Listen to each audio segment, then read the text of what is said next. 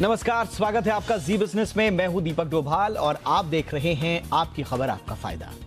मुंबई में एक आदमी के खाते से 2.25 करोड़ रुपए ठगों ने उड़ा लिए। जी हां, और दिलचस्प ये है कि उस आदमी ने मोबाइल से किसी मैसेज को क्लिक नहीं किया, किसी को अकाउंट नंबर नहीं दिया, किसी को ओटीपी नहीं दी, किसी तक अपने कार्ड की जानकारी नहीं दी। यानी कि जो आशंकाएं होती है ना, जो हम भी आपसे कहते हैं, बैंक्स भी आपसे कहते हैं, ऐसा कुछ नहीं किया। फिर भी 2.25 करोड़ रुपए साफ। ठगी के इस नए तरीके को सिम स्वैपिंग कहा जा रहा है। इसमें ठग आपका ही नंबर को ब्लॉक कर देते हैं। आपको लगता है कि नेटवर्क नहीं आ रहा है, आप लापरवाही बरतते हैं। दूसरी ओर ठग आपके नंबर का नया सिम लेकर आपके खाते से पैसे उड़ा देते हैं। बैंक जो भी ओटीपी भेजते हैं वो ठग के पास जाता है। आज इस फ्रॉड के नए तरीके का विश्लेषण करेंगे, समझेंगे कि ये कैसे काम करता है, कैसे ठग अब अपने आप जहां पर वो बैठे हैं वहां से सारी की सारी डिटेल्स आपकी उनके पास आ जा रही है, यहां तक का मोबाइल नंबर भी, आपका सिम भी। कैसे ये काम कर रहा है, इससे बचना कैसे, इस घटना से क्या सबक लेना है, एक छोटी सी रिपोर्ट के बाद खास मेहमानों के साथ हाजिर हो रहे हैं। लौटते हैं।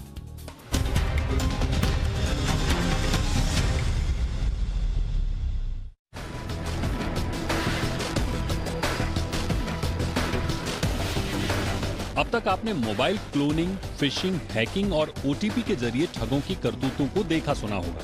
लेकिन सच्चाई यही है कि जालसाज हमारे आपके सोचने से 2 हाथ आगे की सोचते हैं, जिसकी एक वानगी है सिम स्वैपिंग। ये एक ऐसी तकनीक है जिसके जरिए किसी के सिम कार्ड का डुप्लीकेट कार्ड तैयार किया जाता है और जालसाजी को अंजाम दिया जाता है। ताजा मामला मुंबई से जुड़ा हुआ है, जिसमें एक कारोबारी के खाते से 2.25 करोड़ की रकम को सिम स्वैपिंग के जरिए कोलकाता के एक ठग ने साफ कर दिया। आपको बताते हैं कि कैसे ठग सिम स्वैपिंग से जुड़ी जालसाजी को अंजाम देता है। सबसे पहले ठग किसी के फोन की सिम को ब्लॉक कराते हैं। फोन का नेटवर्क गायब हो जाता है।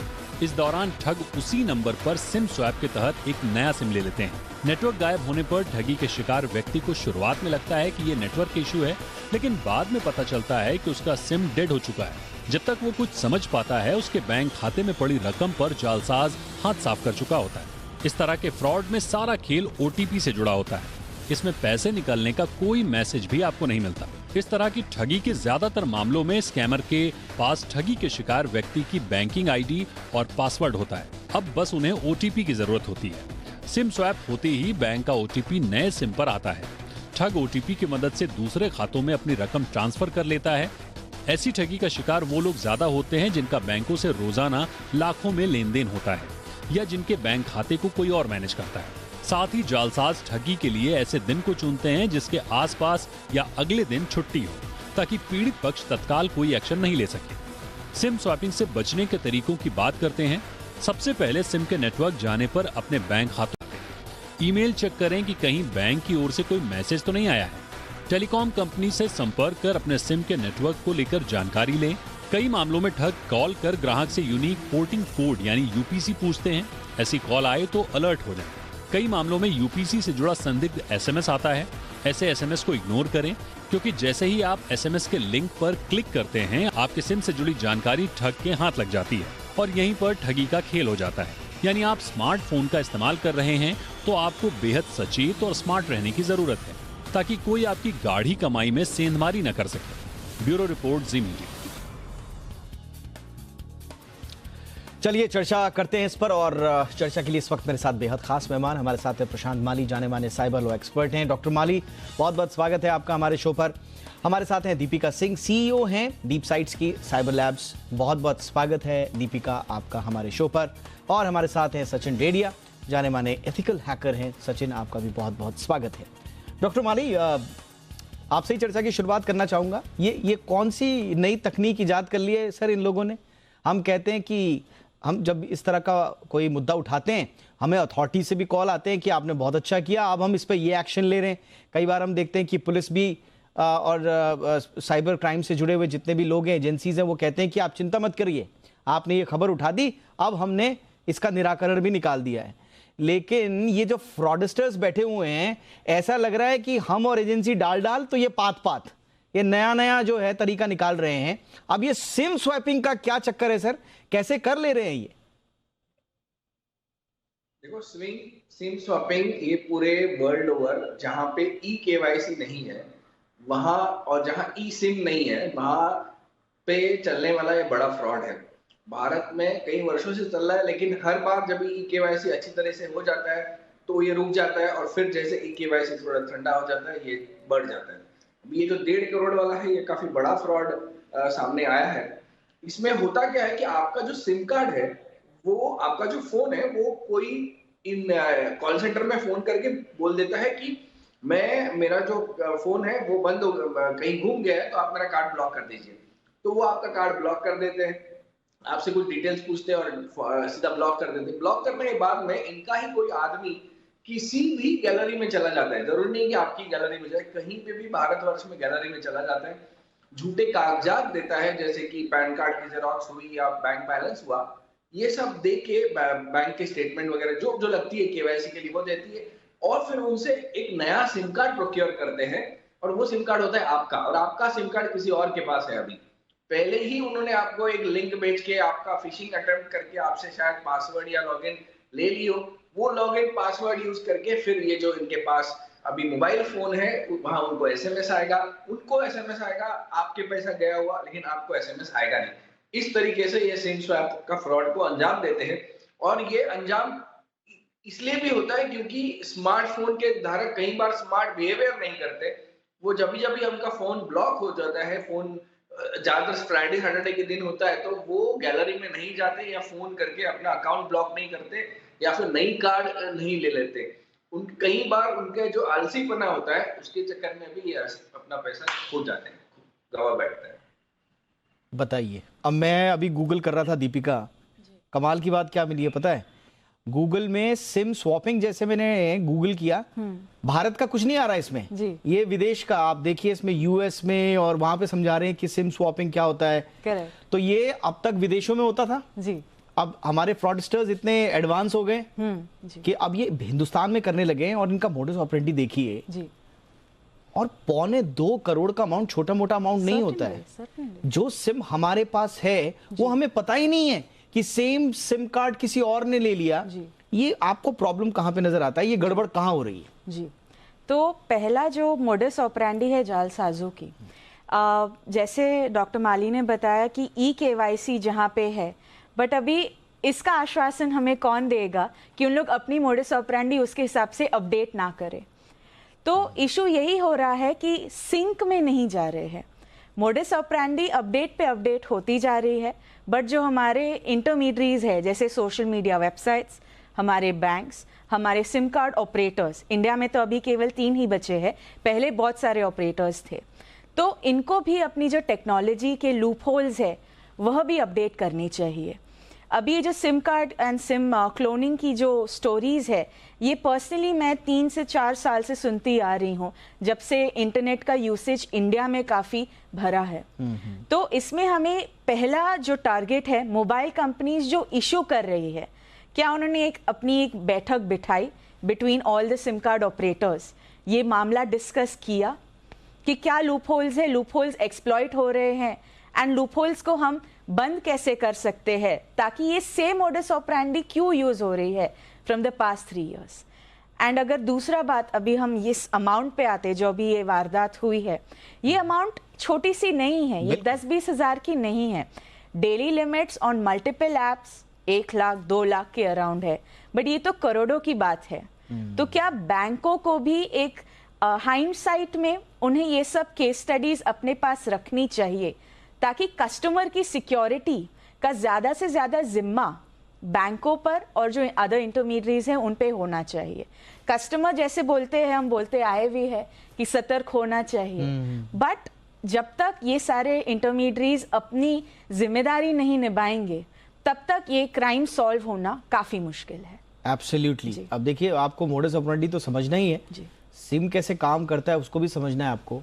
और सिम के अंदर दरअसल वो सिम कुछ नहीं है, एक चिप है, वो उस चिप में बाकी कुछ नहीं है, परमिशन है, आपका परमिशन से जुड़ा हुआ डेटा है कि आप कॉल कर सकते हैं और आप कॉल रिसीव कर सकते हैं। इससे जुड़े हुए डेटा और इससे जुड़ी हुई परमिशंस हैं। लेकिन अगर आप समझ लिए इतनी सेंसिटिव ये चिप अगर किसी दूसरे के हाथ में, वो क्या क्या कर सकता है, क्या क्या कर सकता है। और इतनी बड़ी रकम फ्रॉडस्टर्स ने निकाल ली। बिल्कुल सही बात है। आम आदमी को अगर आप एक दिन में ट्रांजैक्शंस करने के लिए बोलिए, डॉक्टर माली बैठे हुए हैं, वो तो एडवोकेट हैं, वो बताएंगे कि कितने तरह के चेक्स एंड बैलेंसेस होने हैं, और होने भी चाहिए, मैं उसको गलत नहीं बोल रहा हूँ, होने चाहिए, डेली लिमिट्स होनी चाहिए, सब कुछ होनी चाहिए। कई बार कारोबारी भी परेशान होते हैं, हम लोग भी परेशान होते हैं, हमको कोई बड़ा पेमेंट करना होता है या रिसीव करना होता है, नहीं मिल पाता है। लेकिन यहाँ पर बिना किसी चेक के, बिना किसी उसके, तो ये एक जगह पर प्रॉब्लम नहीं है, ये पूरा का पूरा सिस्टम जो है वो हमें अंतरात्मा को थोड़ा सा झकझोरना पड़ेगा, अपनी भी, हमारे तंत्र को, कि हम इतना बड़ा फ्रॉड होने दे रहे हैं, इतना बड़ा जालसाजी होने दे रहे हैं, तो उसमें हमारी गलतियां कहाँ हैं, ये हमें थोड़ा सा समझना पड़ेगा। बहरहाल इस पर आगे जरूर चर्चा करेंगे। लेकिन सचिन, अब आप बताइए, कैसे कोई बच सकता है इससे? क्या अब तो ऐसा लग रहा है कि हम कुछ कर ही नहीं सकते? अब जैसे हमने अपनी ओपनिंग जो रिपोर्ट है उसमें भी बताया कि हमें लगेगा कि नेटवर्क चला गया, सिम आज नेटवर्क काम नहीं कर रहा है, या अचानक से सिम खराब हो गया हमारा।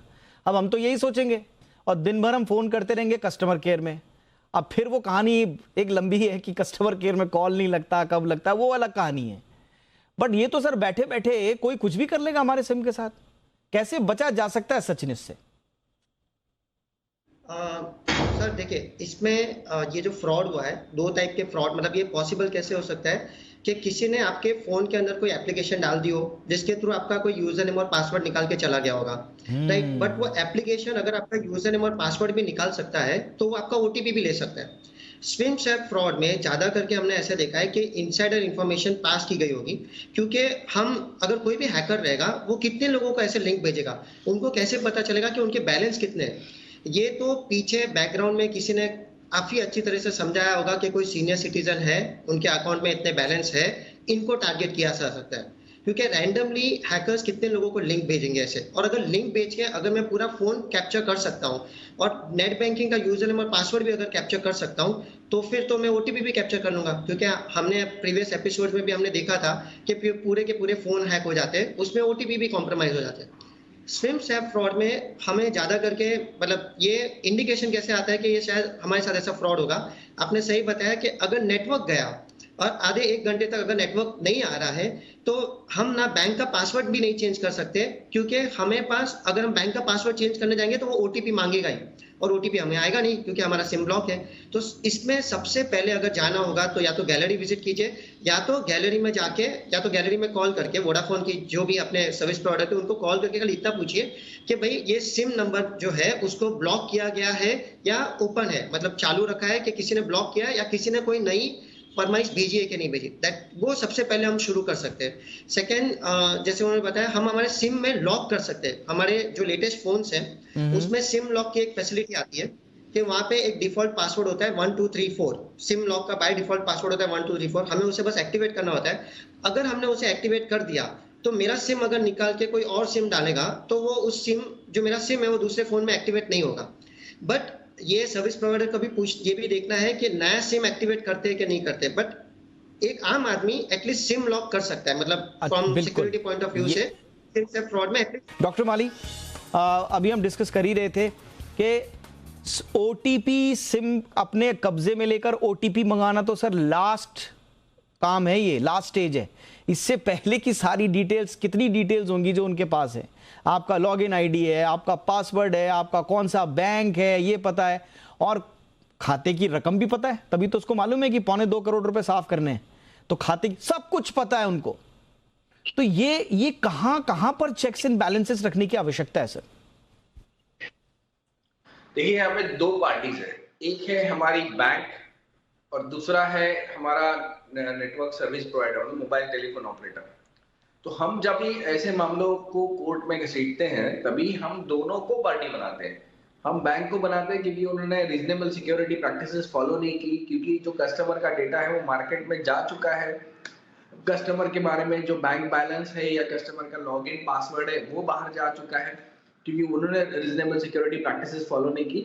और फिर जो टेलीफोन मोबाइल ऑपरेटर है, उन्होंने ये जो सिम कार्ड के जो केवाईसी के डॉक्यूमेंट्स हैं उसकी छाननी नहीं करते हुए वो उन्होंने दे दिया, नया सिम कार्ड इश्यू कर दिया। तो दोनों के मेल मिलाप से ही ये फ्रॉड हो पाता है। कई बार वो जो गैलरी होती है मोबाइल ऑपरेटर की गैलरी, वहां के लोग इसमें अभी शामिल हुए होते हैं।